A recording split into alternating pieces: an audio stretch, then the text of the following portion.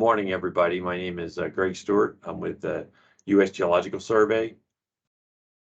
As you see on the screen, you're here for the CCO meeting for Merrimack and Nashua Watersheds, Hillsborough and Merrimack Counties. If you could please sign in by opening the chat, entering your name, the town or agency you represent, your position or affiliation with the town, your email, and your phone number. So we have that information. Please make sure to hit the enter, which is this little arrow down in the corner. Also, I think I've muted everybody, but if you have questions, you can paste them in the chat. We have a couple people that are online, and we can also go over those at the end if they don't get answered during the meeting itself, just because we've got a good-sized group, and it can be hard to stop right in the middle. If you raise your hand feature, I will do my best to find a spot to stop and come back to it, but we're going to have plenty of time at the end for questions. So just letting you know. Okay, you are here today for the CCO meeting, which is the Community Coordination Meeting. We're going to be holding the virtual meeting this morning. We're going to record this. The presentation will be available as well as the recording in the SharePoint link we're going to send you later today. So we'll upload this video and send it out as an email link to everybody. As long as we get your sign-in information, we'll send it directly to you. We've also scheduled 2 different days to do virtual breakouts. I'm going to go over this again, but the virtual breakouts are an opportunity for you to meet if you've got specific information that you want us to know. You've found something on your maps and you want to go over your specific maps. You can definitely do that. That's what these breakout windows are for. We schedule them for roughly just an hour. It doesn't mean they have to take an hour. Basically from 8 in the morning till 4 in the afternoon. And the idea behind it is you would have the USGS as the technical partner, FEMA, and hopefully the state as well would be able to join, so that we wouldn't, you'd be able to answer your questions.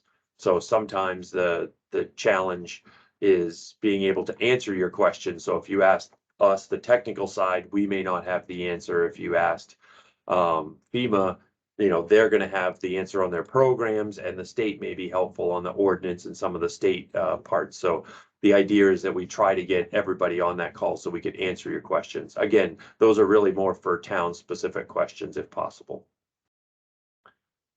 Okay, so here's what I'm going to go over today. The project timeline. I'm going to go over the flood hazard analysis recap. I'm going to go over the flood risk products, the actions, hazard mitigation and flood insurance, and then what we're calling the post-preliminary processing. So the public review, that's the appeal period, the effect on existing letters of map change and community adoption process. So we've met with the town several times throughout this process. We first started with a discovery meeting. Those are going to range depending on what watershed or town you're in. Then the work map meetings, those were more recent. Those were the actual, we presented you with some actual maps. And now we're coming back to the CCO meeting and you've been sent your preliminary maps. So your actual draft preliminary maps. And then the final meeting is the open house meeting. And I'll go over that in a little bit more detail a little later. So the Massachusetts communities in the Merrimack and the Nashua watershed already had their CCO meeting. And Rockingham County is going to have it a little bit after. So there's certain counties and different parts of the watersheds that are going to be happening at different times. It looks like the Rockingham meeting will probably be happening sometime in January or early 2023. So study timeline. So again, this is just sort of a graphic so you can see how the progression has gone. So we started with the discovery meeting. Then we went and did our surveying. We did our hydrology and hydraulic analysis. We generated maps. And that's where we came and said, here's our work maps. So these were sort of a very early version of the maps, just showing you what's our new floodplains look like versus our old floodplains. And then we took all your comments and feedback, and then we went and we built the entire flood insurance package. So we built all of the supporting documentation, and the final preliminary maps, submitted those to FEMA, went through review, and now that those have been accepted, we're presenting those to the town. So these again are your preliminary maps. From here, after we have the CCO meeting, I'm going to go over this a little bit more in detail, but we're going to have, you know, a small time for processing, and then we'll have the 90-day appeal period. After the 90-day appeal period, we have to go through what the final review process. After the final process, then we'll do the LFD, the letter of final determination, and you'll have 6 months to put your new ordinance in place and adopt the maps. During that time, usually about halfway through, is this final meeting, the resilience meeting, the open house meeting. So it's sometime during that, between LFD and adoption, 6-month window, just so you're kind of aware of the town, of the kind of timing.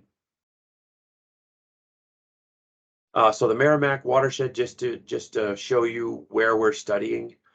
So again, this is the entire Merrimack watershed. So today we're just talking about the Hillsborough and Merrimack counties, but this is the entire watershed. Here are the stats on the watershed. The Nashua watershed, obviously much smaller by comparison, so we're able to actually read the names of the towns that were involved. But again, most of this was in Massachusetts, so it's really only a small number of towns in New Hampshire that we're going over today. For the study area, again, we're doing Hillsborough, Merrimack counties only here today. That's 31 communities in Hillsborough County and 27 communities in Merrimack County. Sorry, I'm just letting somebody in. And so part of this, we did some new detailed work. So these are some of the reaches that we did, the new zone AEs. So we went over this when we did the work map meetings, kind of explaining the differences. These are where new studies were conducted. So we did Beaver Brook, Hassels Brook, Southcook River, did Spigot River, Suncook River, Nashua River, and Nissatizzit River. I always get that one wrong, so that's always a tough one. But here's the layout. It just kind of graphically is the different reaches that have new detailed study, just to remind you what the areas are that you're going to be focused on. So for a lot of you, it's going to be a lot of redelineation. You know, your town may be over in the western portion here, and you didn't have any new studies, but all of your zone A's have been replaced, and all of your existing detailed studies have been remapped using the LiDAR data. So the elevations haven't changed, the base flood elevations changed, but the maps have been updated to reflect that LiDAR data. So in total, we have 488 panels that we've updated, but again, in Hillsborough County, it's only 164 panels. Merrimack County is 97 panels. The entire panel was remapped, as I just said. So we're not only dealing with the new detailed studies and old detailed studies, but we're also going to be updating all of the zone A's or approximate zones. So those were all done in the remap process using the LiDAR data. So to kind of give you a little bit of a breakdown of all the different streams and show you kind of the panel breakouts, you'll see there's 2 different size panels, and that's very common in the FEMA studies. But I want to emphasize the part of the watershed here on the western border. So this is for Hillsborough County, but this western border also touches the Conocook, and the Conocook is going to be updated. Possibly it's scheduled for maybe like 6 months from now. So you might be any community that gets touched on this boundary, to make sure you understand, you may have to come back and you'll be getting a revised prelim panel. So the panels will be replaced with new data on the Conocook side. They won't be touching the Merrimack or Nashua side. So I just wanted to make sure you knew that might be coming. And again, for Merrimack County, you're going to have this entire western portion is going to be the Conocook, and then I think the Pemigewasset is a very small piece up in the northern end, and then the Winnipesaukee is coming, but that'll be a little further out. So any communities that are touching multiple watersheds, you may have more than one set of maps, because your community might be split because of the watershed boundary. But again, this side, the Merrimack and the Hillsborough side aren't going to change. It's only going to be adding new data to the other side of that panel. And a lot of those, because it's the watershed boundary, a lot of those are only going to be zone A's or the smaller reaches. You know, that's the headwater streams. You're not going to have a lot of detailed studies up there. So again, emphasizing detailed studies, you know, what does that mean? So a detailed study is an improvement in the hydrology and the hydraulics. So that is, you know, everything is mapped, but a brand new engineering study was conducted if a new detailed study exists. Everything is mapped on the new topography, any new bridges, culverts, dams, anything that we actually go out and survey and do underwater stuff, as well as all the bridges and structures. So we go and survey what's actually there, including the stream channel. So those new detailed studies have a completely revised survey. So basically starting it from scratch, essentially. A redelineation is where the existing detailed study, so there's an existing detailed study. So we're not updating the engineering. So the model itself stays the same. The BFEs stay the same, but we are going to remap that on the new topography, which can really have a lot of changes. A lot of your old studies were done on the 10-foot contour maps. So obviously having LiDAR data, quality 1, quality 2 or 3, it's definitely going to be much better, much more refined than your old data. The zone A's, again, there's no published BFE on the zone A's, but all of the zone A's were redone using the base level engineering process. So all those models were updated and mapped onto the topography, again, using that LiDAR data. So flood risk products, you know, what does that mean? What are our products? So the flood insurance rate maps, you know, that's an important product. That's the actual map. So the prelim panels are essentially that, a preliminary flood insurance rate map. So once they've gone through the legal process and they're adopted, they become your official maps. The flood insurance report, all of the background data. It used to be the old studies, you know, those of you that have been around for a while, you get the little folded up maps and you have the brown book in the back. So the flood insurance report, all of that information that's in that little brown book is still available. All that's there so that you have access to all the information. All of the flood insurance rate database. So everything gets stored in GIS. There's all the metadata that sits behind it. That's all downloadable, all available. So everything that you want to get access to is all there. So the FEMA's Map Service Center, I've got the link to that later. Everything is there. Sometimes when you zoom into an address, you forget, you just have to go up and say other data available, and all of this information is there. So that they store everything and it's all available. There's some non-regulatory products. So I want to emphasize these being non-regulatory products. So these do not have to be part of your ordinance or part of your update. These are just to help the town, help guide the town to understand what's changed with their maps, what the map functionality could be, and some other ways to look at that mapping data. So there's the changes since, I'll just go through them. There's the changes since the last firm. And what that is an overlay of the old versus the new, very similar to when you saw your work maps, but in this case, they're on the new background maps, not the old ones. So it doesn't have all the old data, it has just the new data. And the highlighted areas are really to help you kind of hone in on where the problems or changes may have been. So again, if you're seeing the red area, this is new floodplain.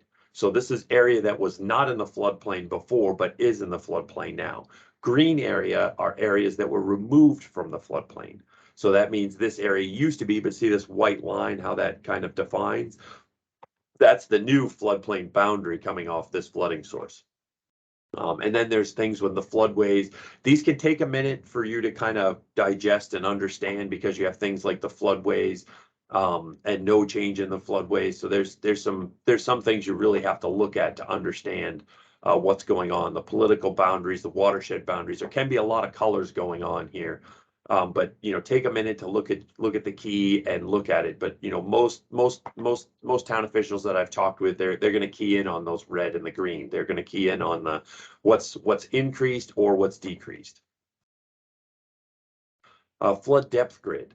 The flood depth grids, we've heard from a number of communities. These are really to help you do planning, community planning. So to know, what you should or shouldn't be looking at. I'm just muting a couple people, sorry. So what development may be going in there if you're building a baseball field or some type of an open space, so you kind of have an understanding. Also can be very useful to know how deep it is when you're doing flood protection on existing infrastructure, to know what the impacts might be. Obviously, 1 foot of water or less than 1 foot of water is not quite the same as greater than 10 feet of water. So just so you're kind of, be thinking about the depths and the possible impacts. And then we have percent annual change grids. The idea behind these might be, there's a number of these different variations. So to say, what is the chance that you'll be flooded, given the different recurrence intervals? So some of these may be a 30-year period. What is the chances you'll be flooded, and different types of variation. So there's a lot of different maps to look at depending on what you may be doing or planning in the town and what your time period may be, not just looking again at that 1% chance regulatory flood map. This is just to give you different looks at the data.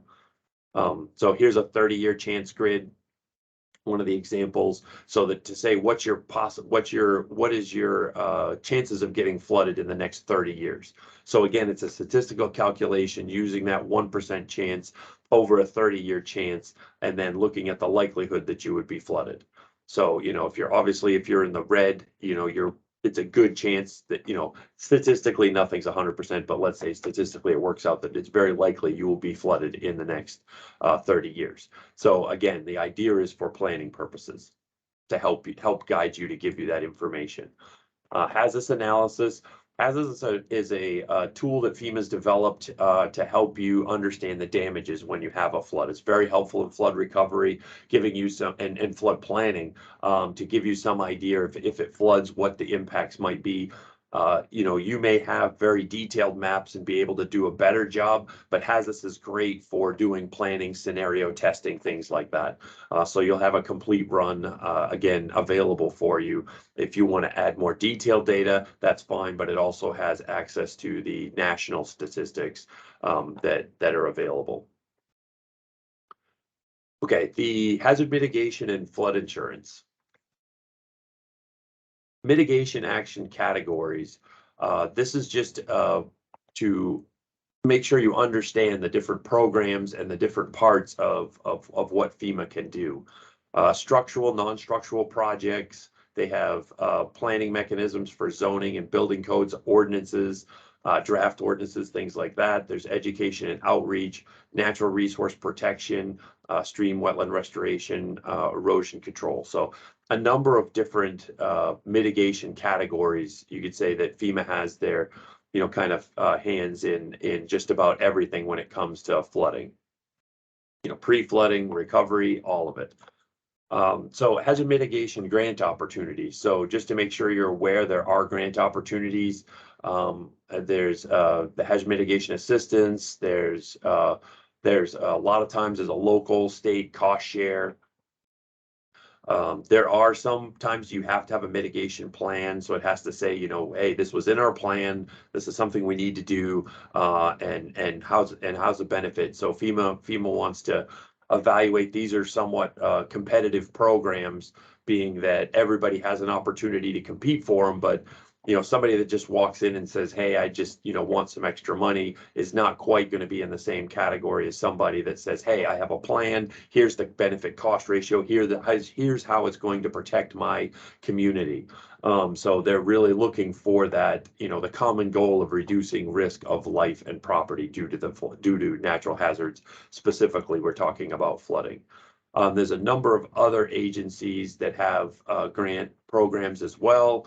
You've got EPA, you've got Army Corps, Bureau of Land Management, HUD, or Urban Housing Development, USDA, and NOAA.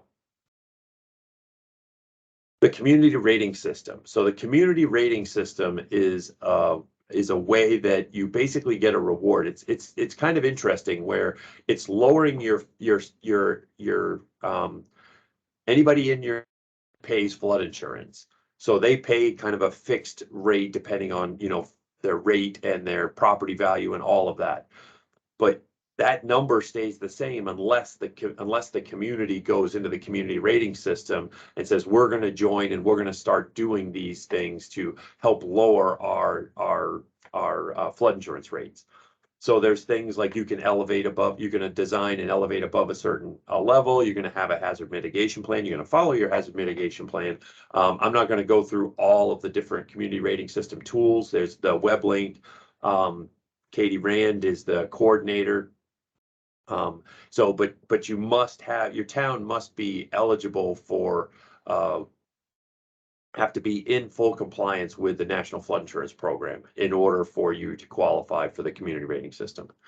So, but it's a great program, and we have a lot of towns in New England. I think it's Rhode Island is the entire state is in either a 5 or 10% zone. So every community, I think, participates. So they're a little state, so they can kind of get away with that a little easier. But anyways, there's a lot of different percentages that you can achieve. That there is possible to go up to 50%, but that there is a lot of requirements to get there. So again, they make it fairly easy to get the small percentages, but the more you have to do quite a bit more in order to get the higher percentages, but it's all laid out in the community rating system. Post preliminary processing. So each community has their preliminary maps. So they got them electronically. We had several communities request them in paper, which we ship to you. But if somebody wants them in paper and feels that would make it easier for them, we can mail you a set. Generally, a lot of things are done electronically, done online. You can zoom in a lot easier. But if you want a set of paper maps, please let us know. What we're asking you to do, though, is review your preliminary maps. Make any corrections, comments, anything that you think looks off. And I'm going to go into what a comment versus an appeal is, but anything that you think is that could be problematic, let us know. Hopefully most of the questions you had about the actual floodplains would have come out during the work maps, but that doesn't mean that you don't have additional comments.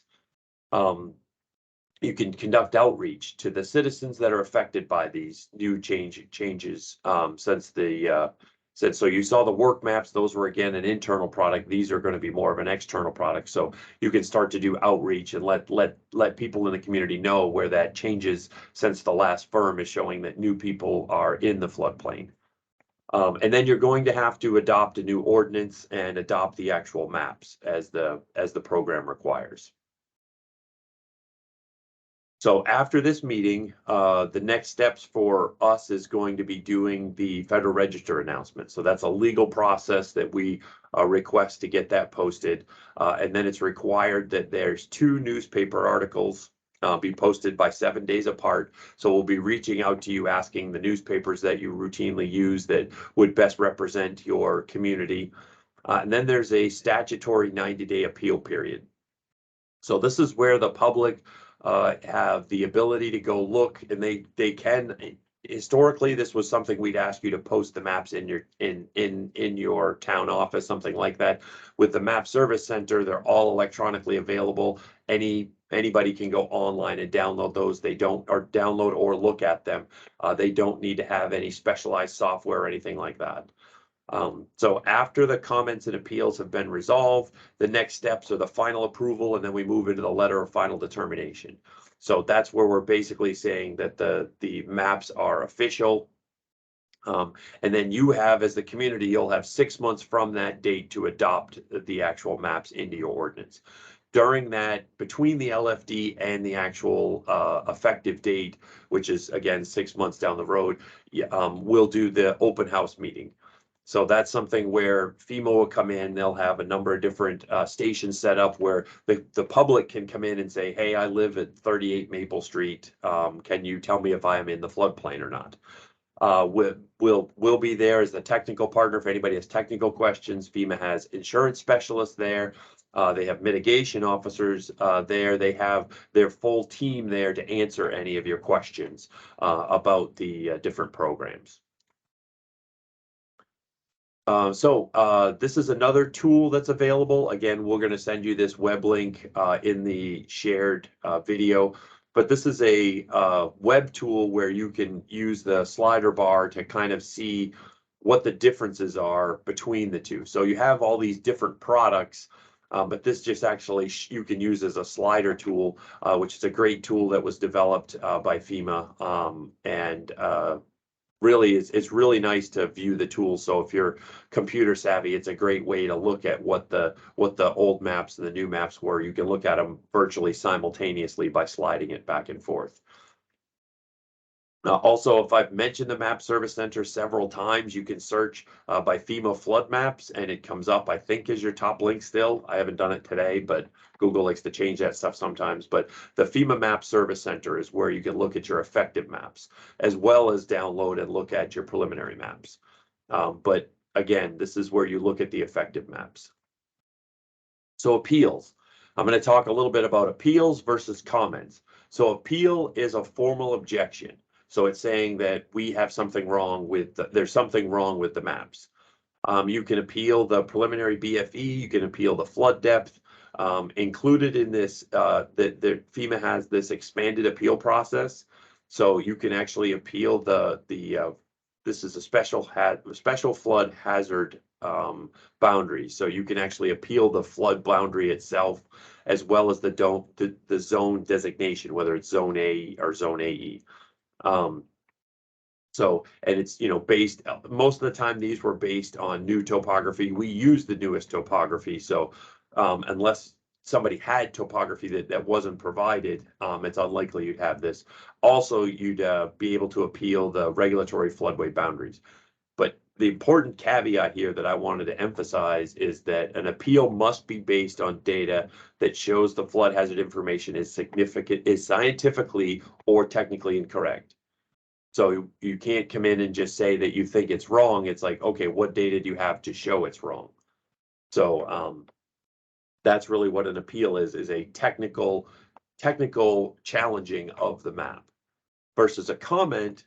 A comment is there's something wrong on the map, meaning that, maybe a stream or road name is spelled incorrectly.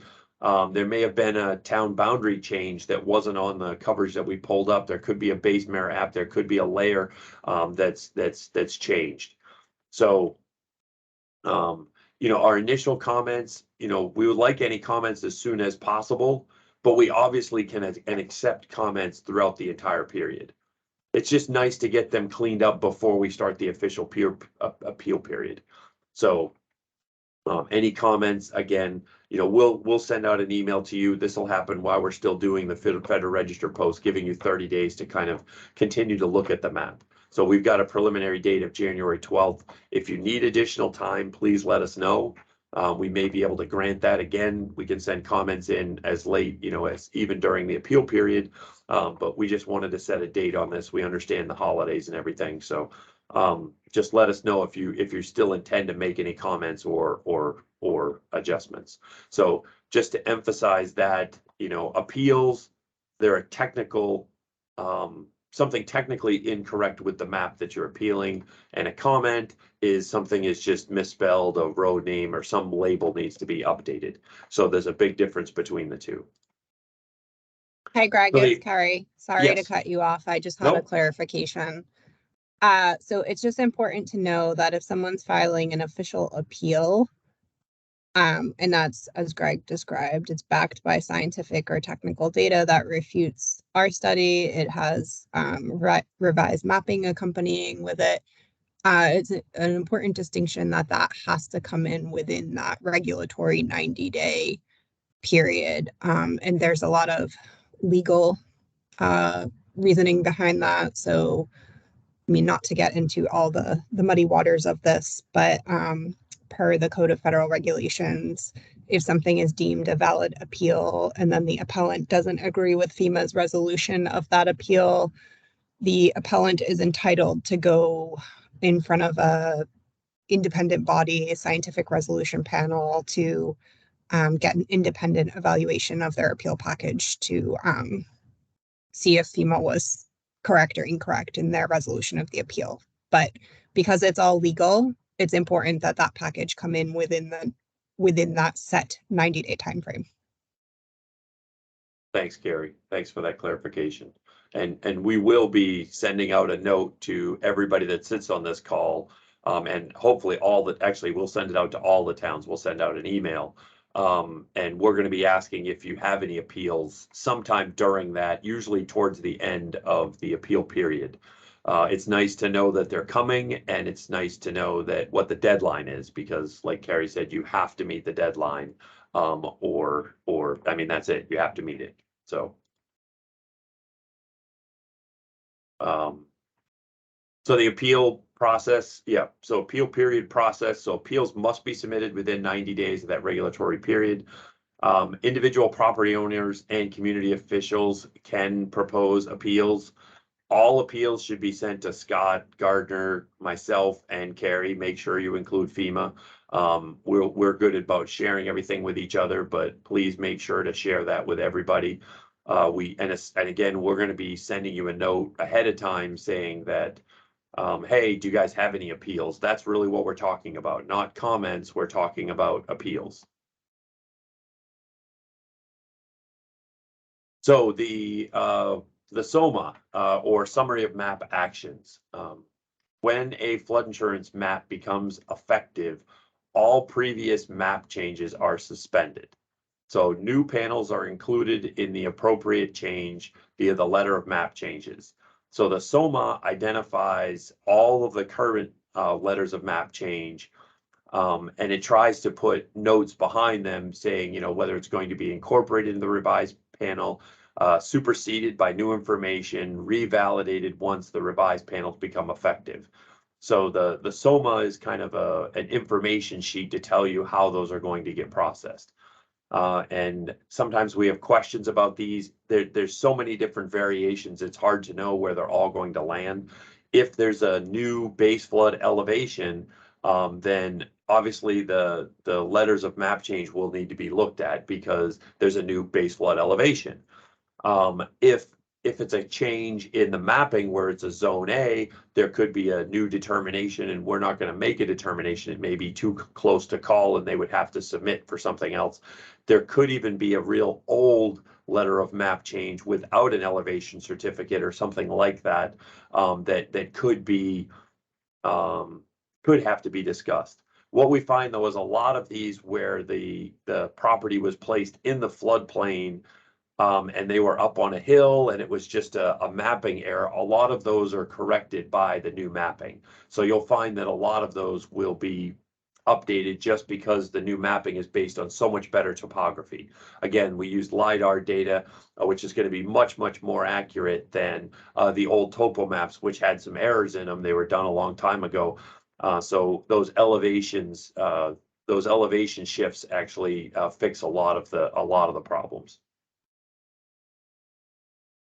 Okay, summary of map actions. So this is just kind of going over the actual form. So you can download this right from the Map Service Center, but it also is included in the technical package.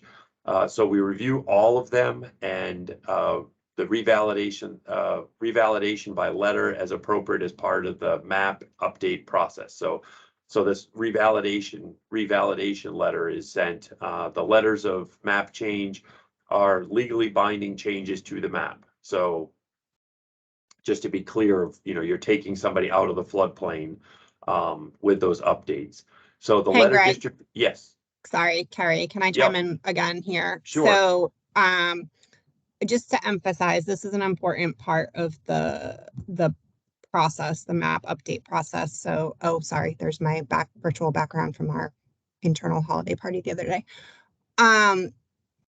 So you guys might be familiar already with letters of map change that have occurred within your community. So that's your LOMAs, LOMA, letter of map amendment.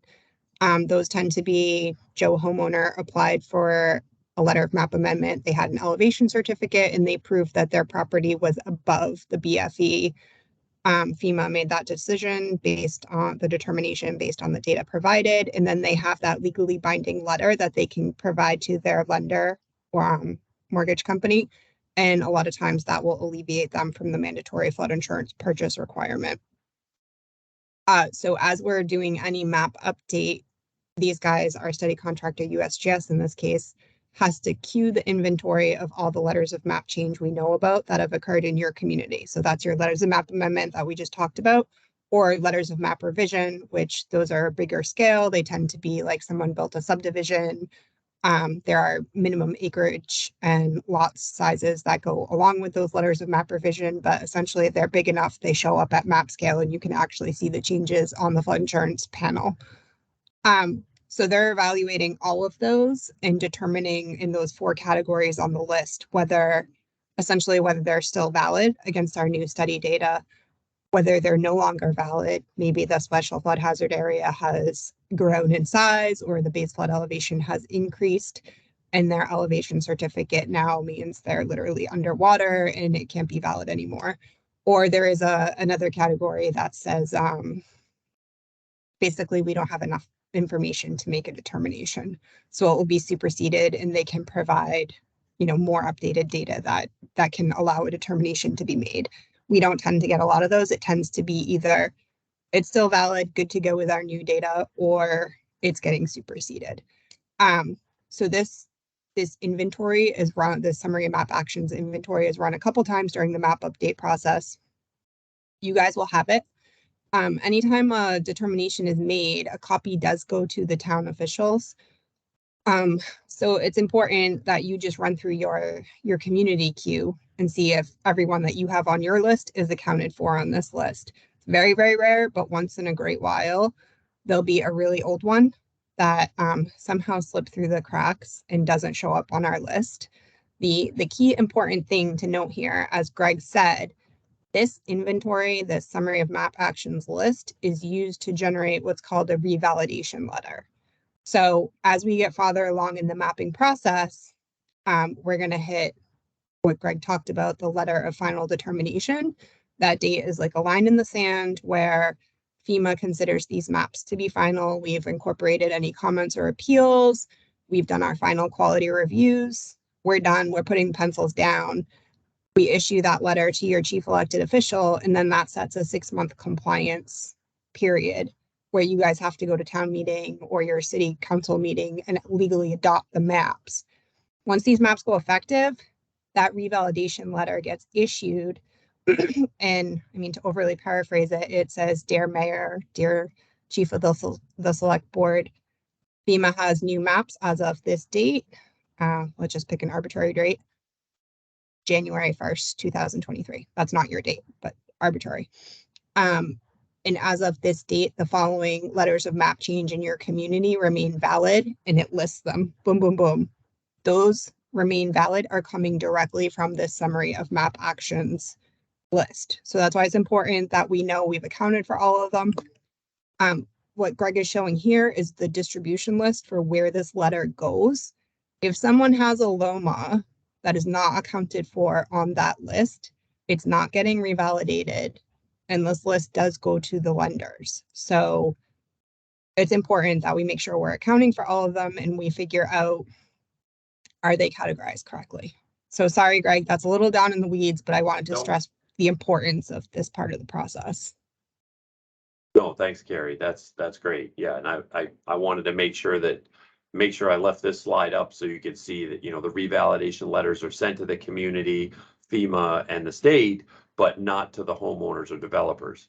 So just to be clear, that they're not going to get necessarily the letter, but the community will get the letters. So, and as Carrie gave me the intro into our post-preliminary processing, again, talking about the letter of final determination. So that is that is the as Carrie said, that is FEMA saying, yes, these maps are now final. And then the community has 6 months to adopt those maps. So we want you to review and revise your floodplain ordinances, working with the state and FEMA to get your floodplains updated, ordinance updated, and you know, in order to stay in the flood insurance program, you have to do that within 6 months. And FEMA Region 1 has to actually sign off on that before that last day of, it'll be 6 months after the letter of final determination. Like Carrie said, it's whatever date it is, you have 6 months to adopt that ordinance to have it in place. So I just wanted to emphasize that legal process. And I did mention the open house meeting several times. That'll happen during this process. So again, that'll happen usually in the middle to 2/3 of the way through. So if it's a 6-month process, like you'll probably hear in a couple months that, hey, in a couple months. So it'll be probably that 3-4 month window when we'll have that open house meeting again. So we'll have that opportunity to talk, but that's really intended for the public. The town should still be working on that updated ordinance because you've got that 6-month kind of deadline from when that LFD is issued. I'm just pausing there for a second just to make sure everybody kind of wrap their head around that. Okay. So now we have points of contact. This is just an information sheet really to help you know who to talk to. You can talk to anybody on this list.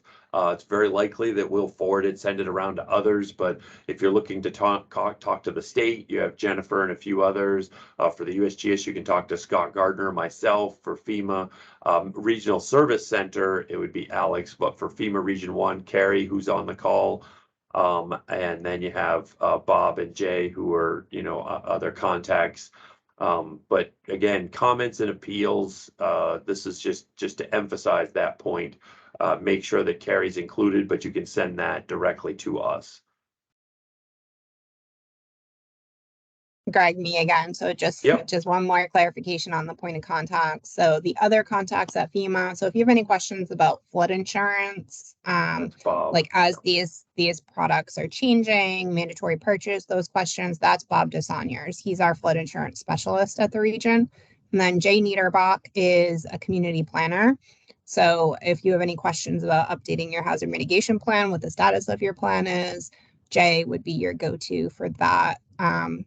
You know, new maps, new data. It's, you know, I'm not sure, everybody is in a little bit of a different status as far as their hazard mitigation plan, but if you're in the midst of updating yours, as you know, you always want to take into account the latest and greatest risk data. So consulting these products is encouraged. Thanks, Gary. And then, you know, who do I contact with a question? So letters of map change. So this is basically FEMA's general contact number. I've listed the map service center several times. I've highlighted it, and it's got everything that you will need and want. So if you don't have that bookmarked, I'd suggest it because all the information's all there. And then if you want to learn more about the flood insurance program itself, here's the link. So again, this will be sent out. You'll have a link to this video, but as well as the actual presentation. So you can go and open the presentation and click on these links directly. So questions, you know, we will have additional time slots. So if you want an additional time meeting, again, we're doing it this Thursday and next Wednesday. If you want to have a one-on-one discussion about your maps with us, please let us know. Email Catherine Wares. She's here with the USGS. You can email any of us, but Catherine's kind of doing the scheduling and the coordinating. It was also in the letter that you were sent and the email that you were sent about this. So to schedule a breakout session. So again, we have from 8 till 4 on December 15th and the 21st. If you want a one-on-one kind of session, it's one-on-one because we want the state and FEMA as well as the USGS all there. But just so you're kind of aware that all that would be helpful. The idea is to go through if you have any questions or comments on your maps. Specifically that something that you want to go over that wasn't covered in the presentation. I mean, we can answer a small question right here at the end. We don't have to wait for that. But again, if you want to request one of these, just let us know. We'll schedule it and make sure that FEMA and the state are informed so that we can be on to answer any questions you have. It's not redoing this presentation. It's just setting up a time to look at your specific maps. That's what we're targeting. So if you did not enter, if you came in late or if you did not enter your name, please do so. So go to the chat options, enter your name, the town you represent, your position, your email, phone number. Make sure you hit that submit button. I'm going to see if Catherine has anybody that we missed. But also just make sure you know to unmute yourself. You just have to go click that button because you've all been muted. If you're on the phone, it's two different options depending on what your system is. *6 generally works for most systems. So hopefully that you could unmute yourself. I am going to go back to the contact slide, but I'm going to stop the recording